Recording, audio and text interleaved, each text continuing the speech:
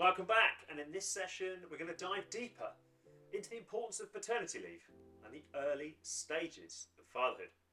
And we're going to look to cover in detail preparing for paternity leave, initiating the conversation with your employer, and flexible working. Everything included is designed to support you on your fatherhood journey. I want you to be alive to the pressures of fatherhood and how preparation on your part will help you take the strain without feeling overloaded. These sessions are designed to help you navigate these testing times with confidence and give her the support that she needs. Now, similar to previous sessions, we're going to be talking about the practicalities of paternity leave and early fatherhood. Look, we're problem solvers, and I wish I'd learned this ahead of baby number one. I wish the NCT group I'd attended talked openly and honest about things like the financial challenges that we face and those financial challenges that really inhibit mum's ability to get back to work, and how much pressure and the toll of that pressure can have on dad. If you're an employer watching or listening to this, be sure to reach out. Let me know your thoughts and let me know how the Modern Fatherhood Club can support you in better supporting the working dads within your business. Dad, let's be really clear. Your objective is simple: to make the most of your leave and focus on all the joy that early fatherhood offers. Paternity leave is a sacred experience. It's your time to bond and spend quality time with your partner and new baby. This 2-week period, if you're blessed to have that 2 weeks, has to be protected, and disruption and distractions have to be kept at a minimum. This is difficult for outsiders to understand, but it's important that you communicate to your partner the importance of this time and what it means to you. If you're able to take paid leave, then you need to maximise it and protect it at all costs.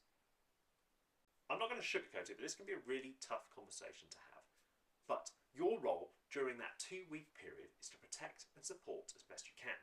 And in reality, an exhausted mum might just need that time to recuperate and begin to find her feet. And that is why this time is so important. Paternity leave might be a totally different experience should your partner opt for a C-section. And you need to be aware of the drain on her emotional and physical state that has on her body and mind.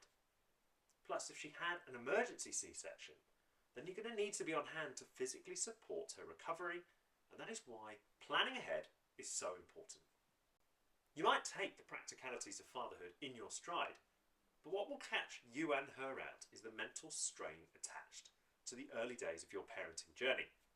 We all hope for that straightforward experience, but often unforeseen complications can throw even the best laid plans into chaos.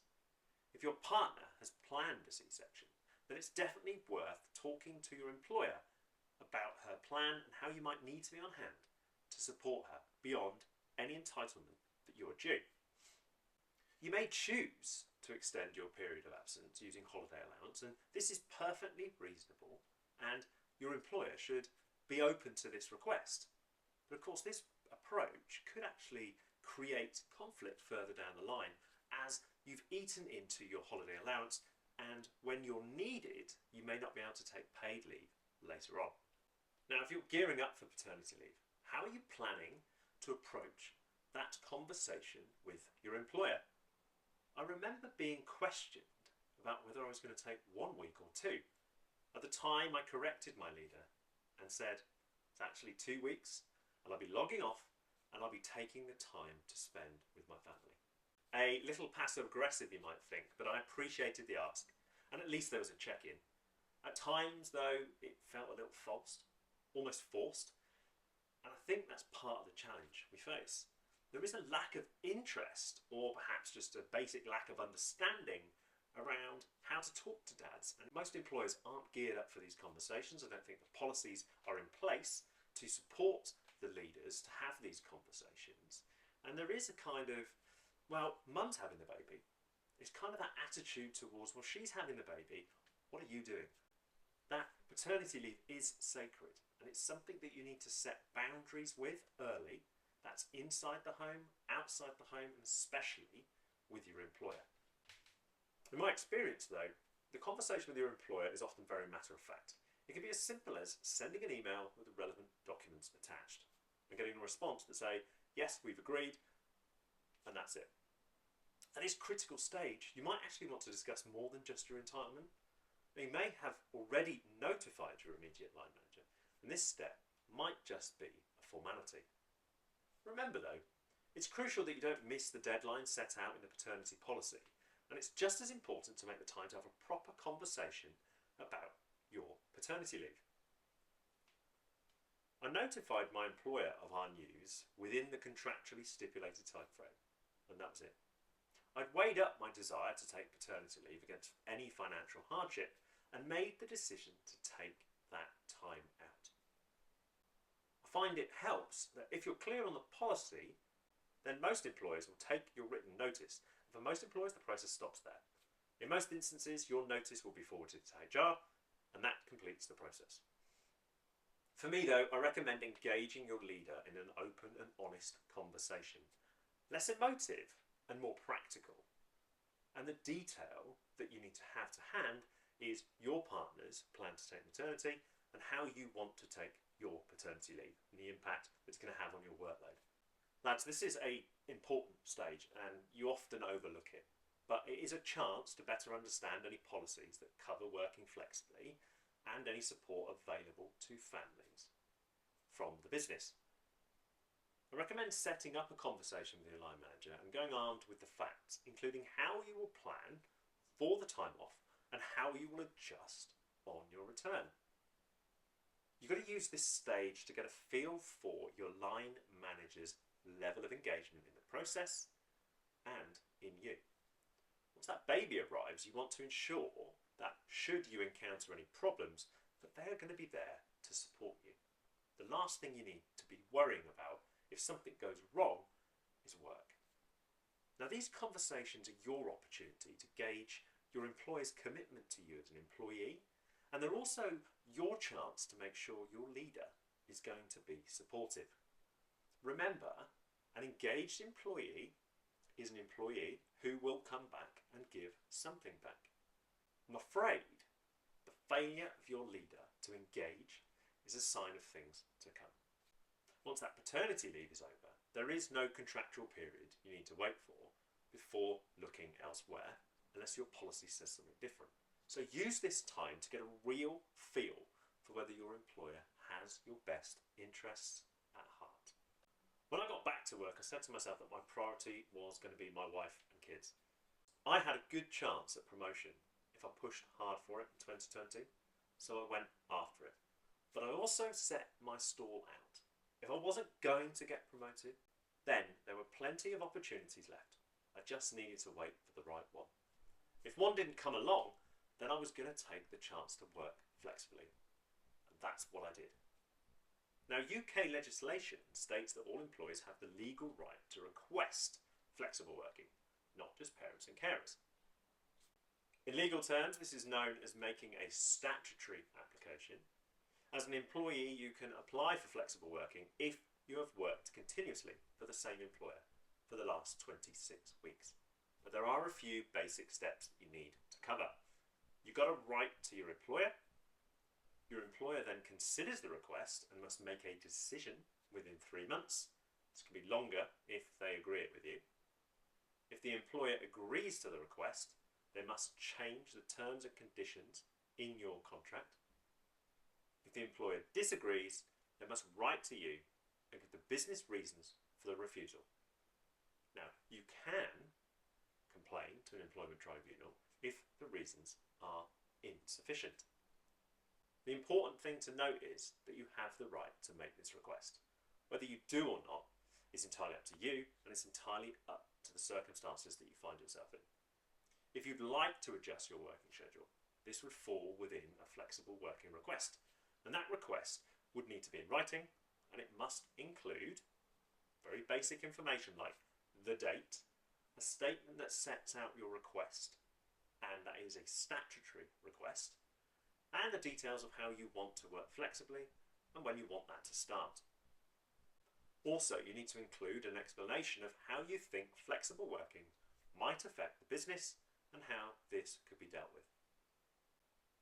A statement setting out if you've previously made a flexible request should also be included, and again, your employer must deal with the request in a reasonable manner.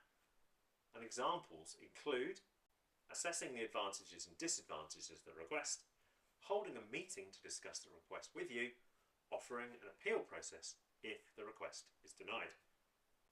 Flexible working has plenty of advantages, but it's important to take a balanced and pragmatic view.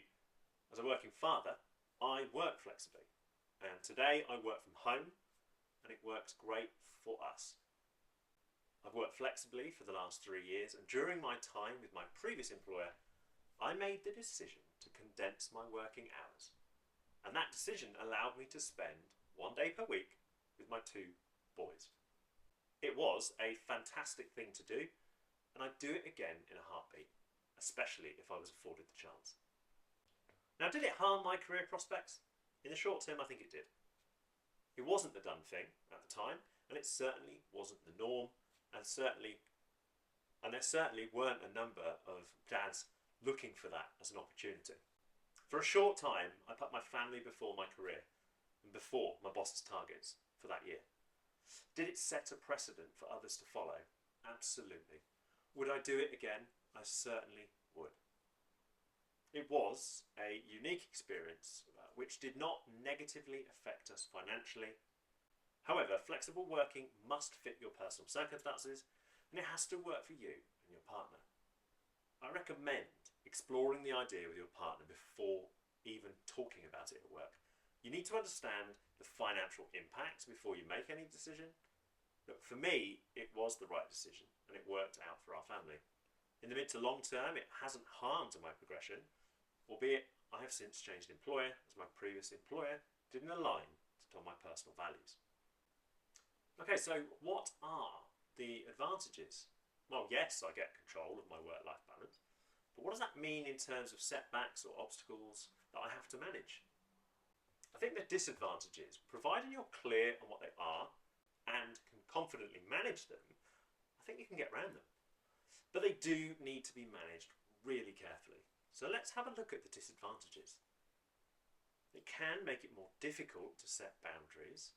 It can be harder to establish a routine, and it can be more difficult to decompress.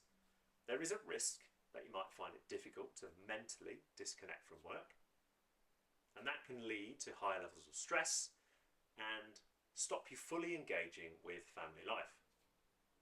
One major consideration is whether you have an appropriate workspace, one that allows you to separate the 2 distinct areas of your life. So, in reality, I'm going to get to spend more time with my kids, but what am I going to face? Well, from my experience, the disadvantages can include some just won't understand why you want to make these changes to benefit you and your family life. For some businesses, business comes first, and that difference in opinion can lead to bias in the workplace throughout the leadership team, and even from your colleagues. Now, you might be open to greater levels of scrutiny in the workplace regarding your commitment, productivity, and there could be a perception that you're just not pulling your weight, and that can lead to limited professional growth and opportunities. A big question is whether or not your mental health is going to improve, and I think that's a kind of yes or no answer. I'm kind of on the fence on it. Depending on your flexible work arrangement, you might see a drop in engagement from others as your face-to-face time changes. That lack of communication may result in feeling isolated and detached from the workplace, which can affect your sense of belonging. If you're taking on more responsibility at home, that can result in higher stress levels. Having the children around more can create a more stressful environment, especially as you log off for the day and jump straight into parenting. The stark reality is, if you're managing it well right now before a flexible approach to work, then you need to protect it. If you're not, then you're going to need to make some adjustments. Of course, it all depends on your flexible arrangement and the request. and I always recommend a trial period regardless of the arrangement. Remember though, if you take a pay cut to work flexibly and the workload doesn't increase, then you're having your pants pulled down and you're not working flexibly. Your employer is gaining. A couple of other advantages include a better family connection and increased job satisfaction. Of course, these two have some disadvantages, and these can include challenges in setting clear work hours, potentially leading to overworking or distractions at home, hindering your productivity. Constant connectivity may lead to stress and burnout as the line between work and personal time becomes more and more blurred. Now, there could be decreased visibility within the workplace, and that could result in missed opportunities for networking, but importantly, the recognition for the contribution that you continue to make. Just because you're behind a screen, or just because you're taking time out to focus on your family, does not mean that you're not pulling your weight. Just because you're not there doesn't mean you can't hit the deadline. Just because you're behind that screen during meetings, as long as you're focused in that meeting and your productivity doesn't drop, then you can manage this effectively. It is difficult at times, but managing a flexible arrangement is very different to having the kids at home all the time. You have to use the time where you are fully focused to maximize your productivity and focus on that one day or half day that you are putting toward family engagement. If you can focus on the day that you have with your kids and use that as the motivation to get through the rest of the noise, that is the right mentality, the right mindset for flexible working. That enables you to manage the stress. It enables you, importantly, to manage the expectations that your employer has of you. If you're clear on the boundaries and you're not overstepping the boundaries, then you are creating the space to work flexibly without losing out. And in theory, if you do it right, your employer gains. It's important to note that the impact of these factors can vary based on your individual circumstances, organisational culture, and the nature of the work you do. If you're considering a flexible working arrangement, you should work with your employer to find the solutions that address both the advantages and potential challenges that accompany a flexible working schedule. The final piece of the jigsaw is assessing how any flexible working arrangement will impact you and your partner. Now, any flexible working request has got to work for you, but it's got to work for the employer too. It is a partnership, after all.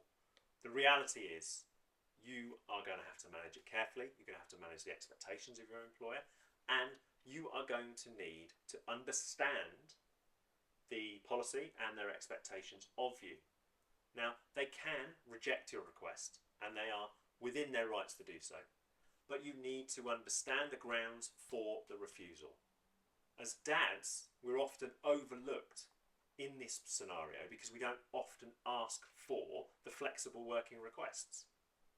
Your job as a father, as someone that is protecting his family and providing for his family, but also supporting his partner, is to understand how this dynamic is going to work, how it is going to impact your employer, but how is it going to benefit you and your family. If you can work out the benefit, you can understand the cost of not doing it, then that makes the conversations with your employer, it makes your application for flexible working stronger. I have seen flexible working work, and I've also seen it fail. I've seen employers take the biscuit and push too hard and force the employee to come back because the work got too much. And I've seen employers take a step back and ignore you completely.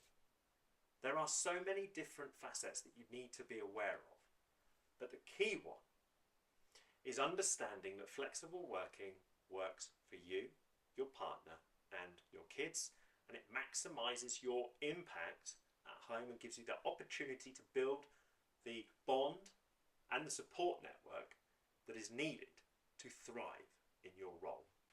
Any flexible working request must work for you and your employer, as I've said. However, when considering making a change, take a look at the policies and talk to anyone, preferably a dad, that has taken this step. Try to get a clear picture of the positives and negatives he will have experienced. This more informed approach can help you better articulate to your employer why this request is important. It can also help you get a feel for what it might look like when taking on that additional responsibility of balancing home and the kids and your job. I wouldn't change it, but had my employer advised that I would have had to take a salary cut and work less hours, my decision would have been more practically driven, and the decision absolutely would have been a financial one. For me, the basic practicalities of parenting are always covered. What I want to do is help you navigate this challenging period having the right information. The devil is always in the detail within the policies. As a father of two and having suffered a massive personal setback in my second paternity leave because I made mistakes, I know that the early stages of fatherhood need clarity, and I know that you need support through those early days. And that's why it's so important that employers engage in the flexible working requests, but also support a father through his paternity journey. Those early days of fatherhood shape the man he is becoming. They shape the way he will approach work moving forward. He will sacrifice things. He will push on, and he will learn that fatherhood gives him a new perspective. Not necessarily in the early days, but you as the employer have to give him the opportunity to support his partner in those 2 weeks. The financial burden is not acceptable. Employers step up, deliver what's needed. Better support for working families. This isn't just about dad. This is about his family and the mother. Now, she might not be an employee of your business, and I understand that.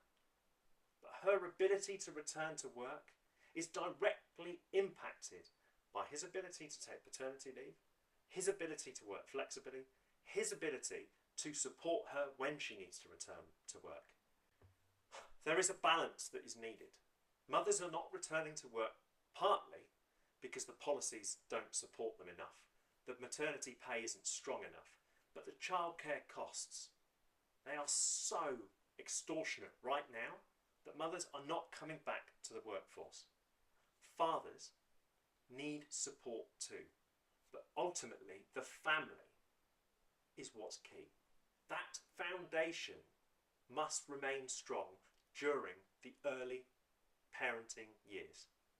A father needs support in that 2-week period. If he gets paternity, let him take it. Let him switch the phone off if he's working in the office, if he's got a leadership role or he needs to be on his phone answering emails. Let him take the time off to bond.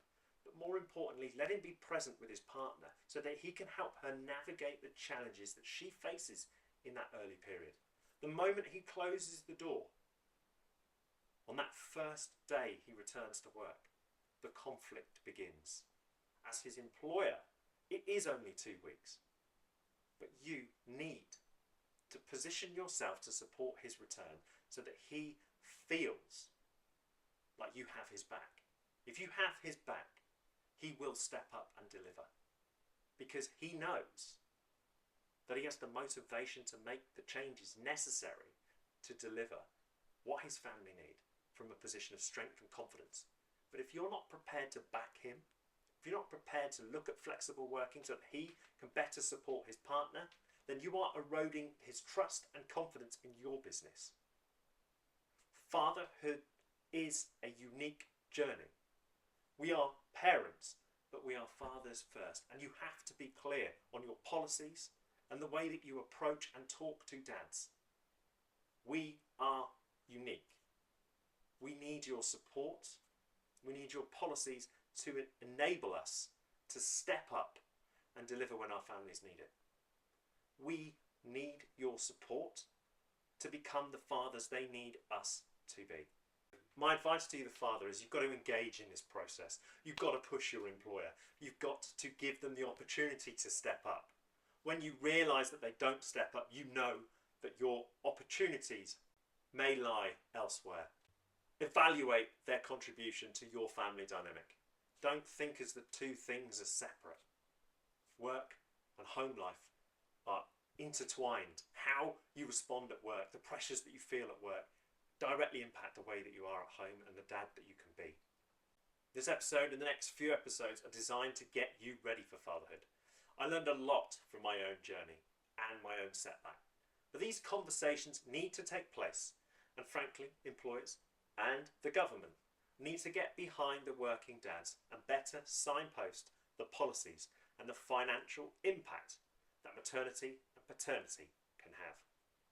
Thank you for watching and stopping in. This has been Aidan, founder of the Modern Fatherhood Club and father of two. Resources in today's episode are designed to hit home and raise the profile of the importance of a father's struggle. Fatherhood in Focus will continue to bring these messages to the forefront of our minds and focus on the reality of modern fatherhood. Like anything, you have to work hard at it. Perseverance, resilience, effort, and a willingness to give it everything is just part of your story. Your struggle, emotions are things that you are conditioned to keep to yourself. Someone asked me why I haven't stopped working on this project and what keeps me going. The answer is simple. Look at your kids. Every motivation to stay on track, to fight back, is right there. No matter how hard it is and how much pain you carry, they need you. They don't need you to step up. That's on you. They need you to be present, free from conflict, and accessible. My biggest fear is that I'll fail my boys. My resources, courses, videos, and everything I write or record is designed to help dads who, like me, may have lost their way. I know you because I know me. The only difference is that I'm one step further ahead. My fear of failure pushes me on, but in reality, that biggest fear is really simple. If my sons become the man I once was, then I haven't given them what they need. Love your journey, focus on the impact that you have, and give them everything you have, but not at the expense of your health, confidence, passion, and love for life. This has been Fatherhood in Focus. Thank you for listening.